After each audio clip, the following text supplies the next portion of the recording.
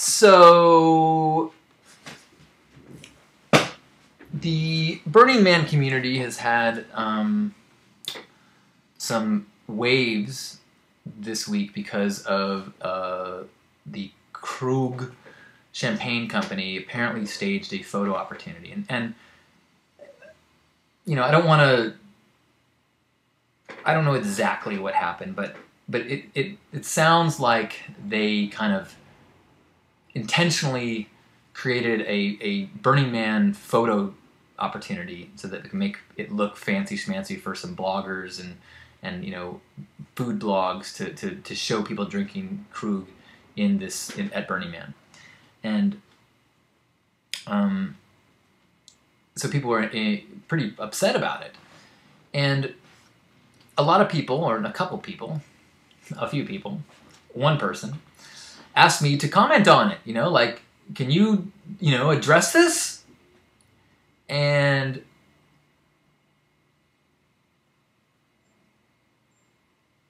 I wanted to, and I did, but it was important for me to address it with the acknowledgement that I'm unqualified. I am not an objective person in this conversation because I have been working with a corporation for the gifts that we bring to the playa every year.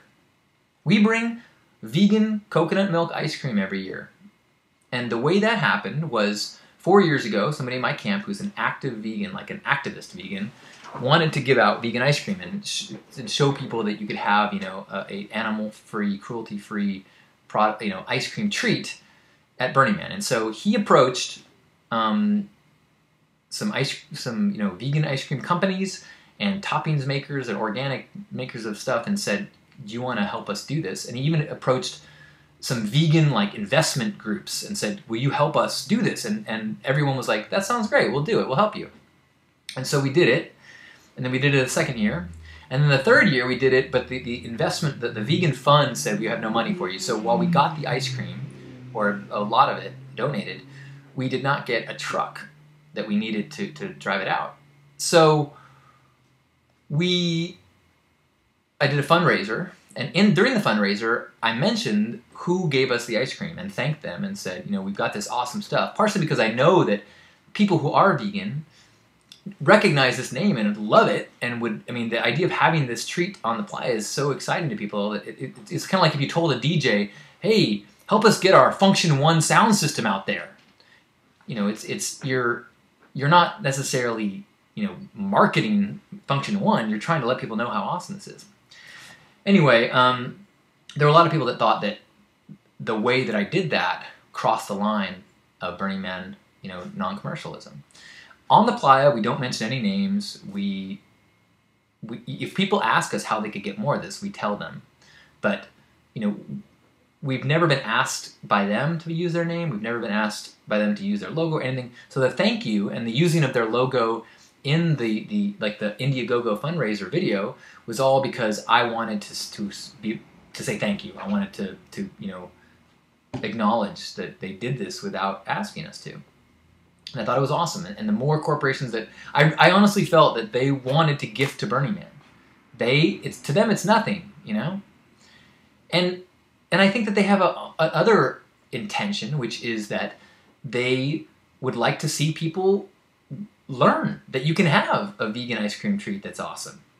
And so I believed that they are coming from this place, not from I hope we get more customers, but from this is exactly why we have this company. This is totally in line with our ethics and so yes, we would like to help. So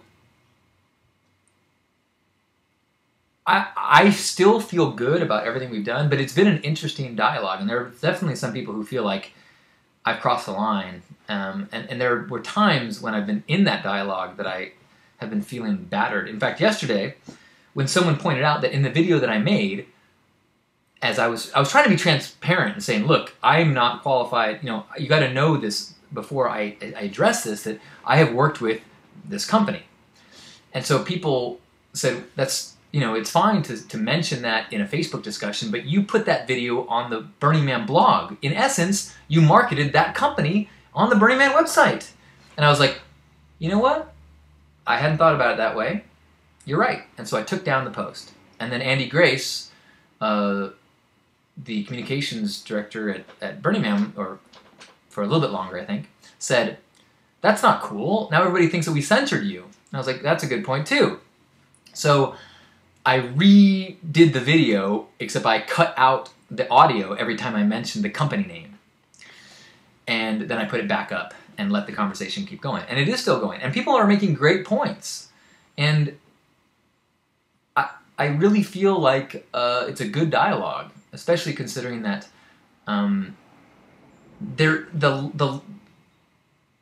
what happens on the playa, I believe you can be clear about what is right and wrong. What happens after, on the edges of the playa, before and after the event, it's much harder to say what is the absolute right and wrong. For example, I'm conflicted about scalping.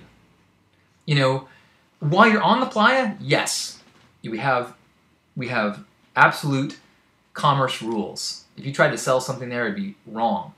But to impose an artificial value system, such as you have to pay face value for a ticket, on the entire default world, it falls apart.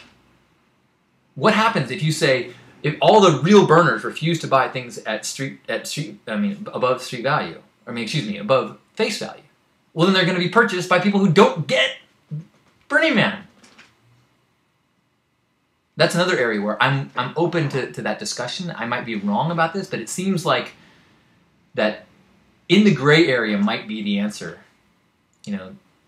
Anyway, my point is, what is my point? My point is that it's that the more that Burning Man can be the impetus for dialogue and discussion and expectations that dribble into the default world, the better. And so what was one of my motivations, that if I find companies that I think are acting in a very burner-y way in terms of gifting, in terms of integrity, I want to find a way to reward them for that, if by thanking them or by giving them my patronage or encouraging others to. And hopefully we can find a way to do that stays within the integrity of the event, as well as integrity of the principles, as well as integrity of the year-long pursuit of participatory radical living.